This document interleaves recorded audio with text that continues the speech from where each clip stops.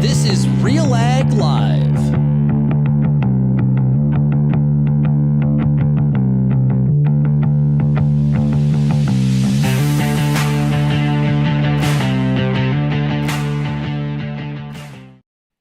And welcome to RealAg Live, everybody, broadcasting from our RealAg studios in Lethbridge, Alberta. I'm your host today, Shaun Haney. Thanks so much for joining us. Hope you're having yourself a great Wednesday. It is already the middle of the week. It is hard to believe. Today we're going to break down some of the big issues in the Canadian pork sector. I say issues, but there's also a lot of opportunities as well. I don't want to make that sound like it's kind of negative, but there are some challenges like there is in all the different sectors of agriculture as always, and we're going to cover all of them today with our guest. If you want to participate in today's discussion, all you have to do is enter your question or your comment in the box, whether you're watching on YouTube, Twitter, or Facebook. So let's bring in our guest, and it is Rick Bergmann. He is chair of the Canadian Pork Council based out of southeastern Manitoba. Rick, how are you? Hey, Shaun, really good. Great intro to your show there. It kind of reminded me of way back in the day going to an NHL game, actually. Oh, that'd be a good gig to have. I've always said, if ESPN ever calls and needs like a new host for Saturday game day, college game day, I'm out of here. I'm flying the coop, man. But yeah, one could only dream. Yeah. Hey, Rick, before we get into the pork stuff, how are the conditions out there in southeastern Manitoba? Yeah, it's a busy day here in the southeast. A lot of guys are planting. A lot of guys are putting seeds in the ground, and it's the temperature is still moderate. The evenings are still quite cool, but just encouraging to see. It's a great time of year when people go out and plant on faith that there's going to be a good harvest coming up. So it's good to see. Yeah, as soon as that calendar turns to May, it's like, okay, now we're started. And I know some people got a really early start because of how dry it was across, still is in parts of the prairies, as well as eastern Canada. So there was a lot of seed put in the ground in April, maybe more than normal. But now we're in May. Now it feels like we're kind of in the spirit of things as hopefully things start to warm up as well. Rick, I want to start off with something that I would expect would be somewhat of a positive story, and that is the demand for proteins, pork being obviously a very important part of the protein complex. What is demand like right now domestically in Canada? Yeah, so I'll start with the domestic and then I'll go into international because that's such a huge part of what we do. Domestic demand is I would say solid. There's some things in place that will hopefully enhance the domestic market. The Pork Promotion Research Agency recently got going. It had an inaugural meeting last month that will help with some funds going directly to abilities of promotion for generic pork here in our country. So every processor, every meat seller, every meat buyer should be encouraged about that, because it's going to, again, promote more of all the good things that you can get with protein with the pork that you can consume. Yeah. Internationally, Sorry, what's that? sorry, go ahead. No. Yeah, I was just going to jump into the international Yeah, go ahead. focus. Yeah, so I mean that's such a huge component of our business model here in Canada. We export 70% of what we produce, and in the province where I'm from, we export over 90% of what we produce. So export is a huge deal. So that's always a big factor. We've got processing plants here in Canada that are rocking really good. There actually have also been some that have been delisted from China, which is a concern because that impacts the ability to move the pork in the traditional countries. So then what happens is you look at other areas of the world and you continue on building relationships and marketplaces in those different areas as well. Now, the delisting from China, I would imagine that's a big negative, because there's exports of feeder pigs, there's exports of slaughter hogs, and then there is pork exports. And I would imagine on the pork export side, China is a very important critical market for Canadian producers. Absolutely, it is. So I mean, although there are still processing plants moving product to China, there are a handful that have been delisted, and again, then you just have to find alternative markets. And so, thankfully, I would say the demand of pork, both domestically and globally, is relatively good now. So that helps the process, absolutely. Rick, why were those plants delisted, and is there a pathway to get them relisted? Yeah, that's a great question, and the answer, it all revolves around politics and geopolitics and so on. And so we're looking forward to when the folks in China will look at all of the plants as good sources of pork to come from. And Ambassador Dominic Barton is working on our behalf in China on topics like this. So we're for sure appreciative of his work, and we anticipate some good news in the future, but it always takes time to get to that point. Yeah, from a trade perspective with the U.S., is that exports of all three type of exports, or what kind of trade are we doing with the U.S. when it comes to pork? Yeah, so we're selling live animals, so live isoines. We're selling isoines. We're selling some feeders for sure, some market animals, some cull sows, and a whole lot of processed or pork. So it's pretty cool trading partner that we have, and I mean we're importing pork from them as well. So it's just a back and forth trading relationship that seems to be working quite well. That's why the USMCA, the new NAFTA negotiations were so critical. Pork, very similar to beef, just trying to hold what you had was a big part of the messaging. Exactly. Yeah. What about other Asian markets, Rick? When Canadian producers are, from like in on the beef side, people think about, of course, we talked about China, but Japan and things like that. What about for pork? Is it Vietnam and South Korea? Is it the same kind of countries that you're targeting? Yeah, Vietnam, South Korea. Of course, we're relatively strong in Japan. I would say over the last 2 years, there's been continued increase of Canadian pork going into Japan, into that marketplace, which is solid. We're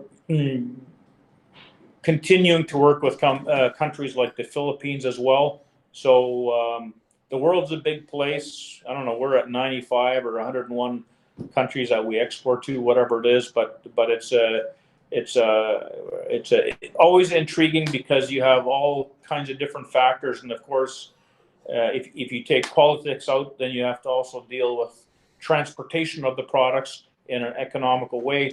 And hey, try doing that during a pandemic. That ain't easy, right?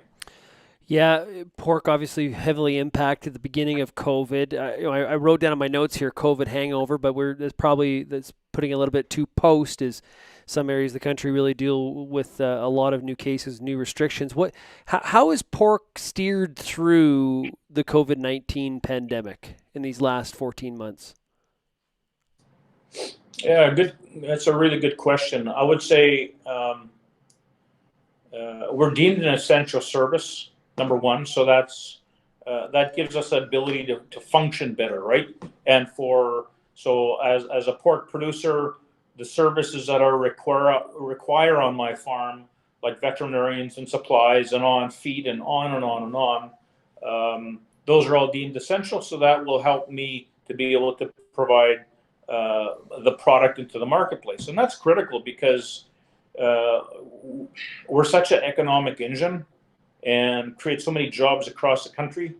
And boy, what is it for every I there's a job somewhere created in Canada for every 10 or 11 sows on my farm and everybody else's farm. Hmm. So it's just it ignites uh, economic activity, which we've always needed. And I'll tell you what, to get out of this the slump of pandemic economic challenges for our country, we feel we're actually one of the solutions to that by doing the different things that we do to inspire others and also to grow. And because we know, again, there's such a tremendous spin-off that comes off of our farms. Yeah, for sure. That makes a lot of sense to me. From a production standpoint, right now you've been working on the Canadian Pork Excellence Program. Tell for those of us that aren't in the pork sector, what exactly is that? You know, it's a foundation. We've got one that we've used in the past. It's been around since 1998, I believe. CQA, quality assurance. So we're updating that program because whatever we have to update things in all facets of society. So Canadian Pork Excellence is Pig Safe, Pig Care, Pig Trace. So traceability is huge. So when animals are moved around our country, there is a database that knows where and when those animals are getting moved. And so that's extremely critically important for protection of, um, if disease comes to town. So, for example, I know we're going to be talking about the ASF, right? So, uh, traceability is paramount for understanding and controlling animal health in different regions across our country. So that would be that. The pig care, of course, is the welfare. We want to make sure that we look after the animals as best we can. And there's behind all of this, there's also organizations that focus on research and development to always look for the cutting edge new stuff, right? And so, yeah, so Pig Safe, Pig Care, Pig Trace, those are foundational, and that really gives again quality assurance to our customers domestically as well as around the world. So does that end up on a label if I buy a pork tenderloin from Safeway? Does that translate then to a label being put on the packaging as well? Yeah, so some of the labeling that you're going to see domestically and for sure internationally is a VCP brand. So it's verified Canadian pork. And with that, there's an expectation or there's a foundation of these things that I've mentioned. So it's really it's a very strong marketing tool for those who market pork around the world and domestically here. And again, gives some strong assurances to those who make the decision to consume Canadian pork. Now, when in the pork industry, when you have an animal welfare code of conduct, is that like a, this may sound like a dumb question, but is it a mandatory requirement that everybody participate? Is it an opt-in where people can say, listen, I know what I'm doing, I don't need to participate in this program, or how does that work? Yeah, so processors in the past have always required, when we established the old program, which is CQA, Canadian Quality Assurance, and now moving forward, we're giving some time for the sector across the country to adapt and adopt the CPE brand, because we'll want to ensure that there's enough time given for that, and also gives opportunity for all of the supply chain to recognize the value of that program also. So in our country, our good country of Canada, there are some provinces that have adapted more than others, because there's regional differences, right? So we get that, and that's where we're giving some extra time for that process to happen. Yeah, the regional differences, those are real. Like I've really learned that over my time. I didn't grow up in the pork sector at all. I do hear that from the audience that is involved, is that, Western Canadian, there is a lot of differences between the provinces, west to east, and that really can work out that way when it comes to profitability at the farm gate as well. The markets can be quite different from province to province. Right. So the sensitivity for sure is where you have when what you're getting for your product is a level that they're comfortable with, then incurring any other programs isn't a big deal. But when it becomes a very fine line, when the ice gets thin, then producers and you talked about Western Canada. Right now, producers are scratching their heads and saying, "Well, man, we gotta adapt to this program." And the conversations I've had with them is saying, "Yeah, there's value to that program, but if there's value to that program, but if it's just a cost to them, they feel they need to be remunerated." So that's some discussions that are happening now with some of the buyers of their animals, and I would say there's some pretty good recognition on that by some of the buyers of the pigs.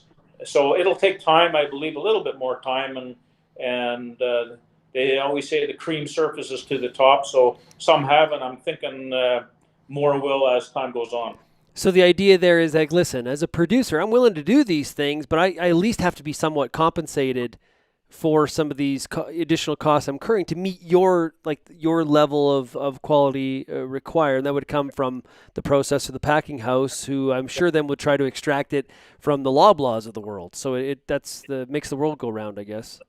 Yeah, exactly. So there are those negotiating processes going on right now. And, as a producer, I understand it. Like we continue to bring value, and we also have to see the value as well. And so I say there's lots of discussion right now, and hopefully in time, all the processors will be able to adapt to this and show value to their clients, which are the pork producers. Now, Rick, the other negotiation that was going on is, I believe it's Alberta only, where the producers are trying to negotiate with a new pricing model with processors, and this is something similar to what. Now, you correct me if I'm wrong, but similar to what's going on in Quebec, where it'd be somewhat tied to the carcass price. Is that gone anywhere at all? Yeah, so Quebec has a program, or how animals are sold there is it's through a cutout. So in the U.S., there's more and more producers that are getting paid on the cutout of the animal. Certainly, that's happening in Quebec, and a lot of other provinces, producers in the other provinces are saying, "Hey, if it's working there, why can't it work here?" So it's a good discussion because, I mean, the reality is every pork producer needs a processing plant to ship to. Otherwise, what's your end game, right?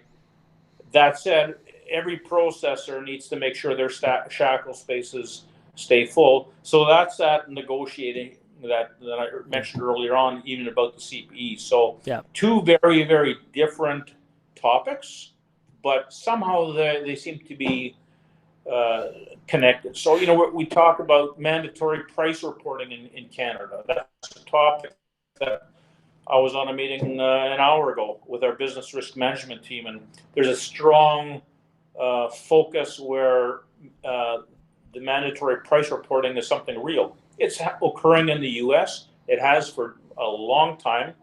The processors there like it. The producers there like it.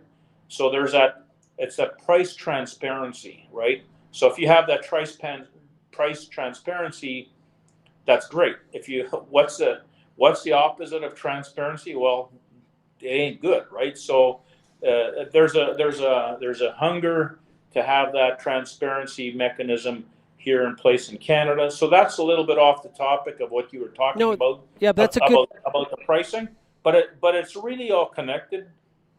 So the Western Canadian pork organizations, they have representatives that are meeting, and they're talking exactly about Canadian pork pricing and trying to get to a better spot, because although there's a lot of diversity in the provinces, in some provinces it costs more to feed an animal than in other provinces, and on and on and on, right? So are you talking about price transparency on what the cutout values are in Canada, or the live price, the cash price being paid, or any sort of formula pricing that's out there? What transparency on what kind of pricing? Yeah, so all of the above, really, right? So the CME, Chicago Mercantile Exchange, came out with actually a cutout contract, which again shows people what it is, and so there are some significant needs that the producers have. It's the transparency on the cutout and on just regular pricing. So in other words, if you're selling your animal for $7 or $10 more a head, why am I taking the hit, right? And I think it's all going to a point of some of the commercials on TV, they talk about coffee and they say our coffee is ethically sourced, right? Yeah, Tim Hortons has that right now. Well, there you go. And I believe that there's a sentiment there with producers saying, like, we got a good product, let's make sure there's an ethical process on getting remunerated for it and so on. So I'm jumping into the weeds here quite a bit, but there is that thought process out there. So it's although it's a challenging time to be in the industry, I also see that these discussions, at least the time that I've spent with Pork Council, have never occurred where there's Western Canadian pork organizations meeting with processors talking about pig pricing, right? So those aren't easy discussions, but they need to happen, because if there won't be a proper adjustment, I'm concerned for the landscape here, the pig production landscape in Canada, because we need all segments of production, whether it be the independent pork producer, some groups that are working together, or the large integrator. I think there's a place for all, and I think it would be a sad day if we were just to have one model. So, yeah. Yeah. So, and you know what? These kinds of price transparency discussions are happening a lot right now in the U.S. cattle industry. They're also coming up in the review of the Canada Grain Act. Farm groups wanting more price transparency when it comes to grain companies. So the pork is not alone playing solo and siloed in this whole discussion. This is happening in a lot of different crop types or animal product types, as well as different geographies. Now, I don't want to put you on the spot, but when I hear you talking about some of these negotiations, it's almost, and I don't want to say it's gone this far, but it's, if you look at some other crop types like sugar beets or potatoes, grower groups negotiate pricing contracts with the plant. Could it get to that extent? Yeah, so that would be the totally the other side of the spectrum, right? Yeah. So you mentioned sugar beets, and gee, our province we used to grow sugar beets, and then for whatever reason, no more, right? So really nice if we're able to get to a point where there's a understanding that everybody needs each other, and it's, what, the P&L, everybody's P&L is important. The processor's P&L is important, but guess what? On our farms as well, it is, and you know we don't really have a great backstop on with ag programs, say agri-stability and so on. So that program is still broken in our minds. So then you go, well, if you're taking a hit in the marketplace, you cannot be confident that you're going to get covered on the other end with programming, right? Yeah. So great if we can make a living off of the marketplace, and that means really being connected to the marketplace and getting remunerated for the product that we produce. Those changes to the BRM program at the last FPT meeting, removing the reference margin, I was told by MNP that it helps the isoine producers, but overall, pork sector would probably be disappointed. Is that fair? Is that a good summation? Very much so. Yeah, very much so. Okay. Are you still working? Like, have you now moved on to the next structure then in 2023? Is that what kind of you're focused on, and trying to figure out how you make this BRM or whatever the next version of it is, make it work for the pork sector? Yeah. So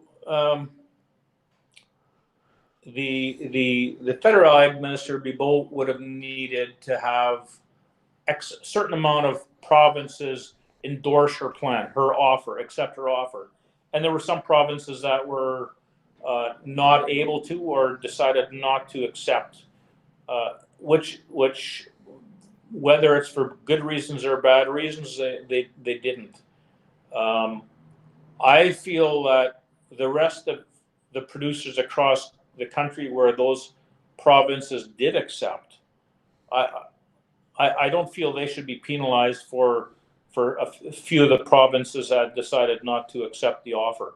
So my encouragement to the minister has been like, go fishing with the people who want to fish. The ones that want to stay on shore, then leave them behind. But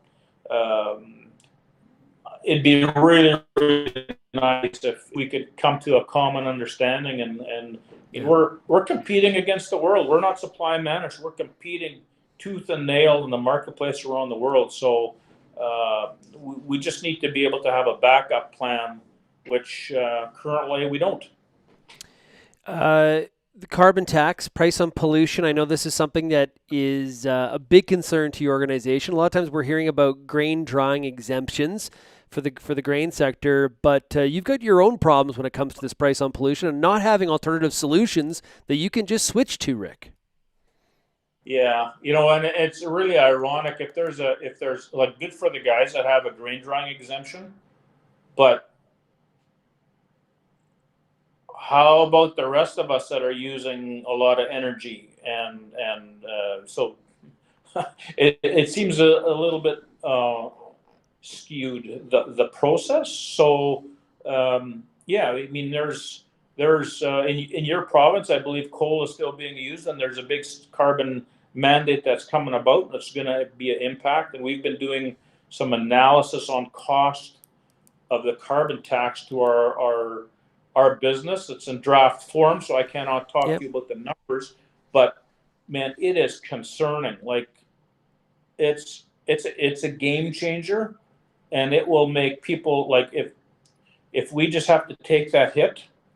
And we're going to go, like, how do we sometimes our margins are slimmer than what the cost is going to be of all of this, right? So number one, we're not opposed. Like, we are environmentalists because of the sustainability that we want to have on our farms for future generations.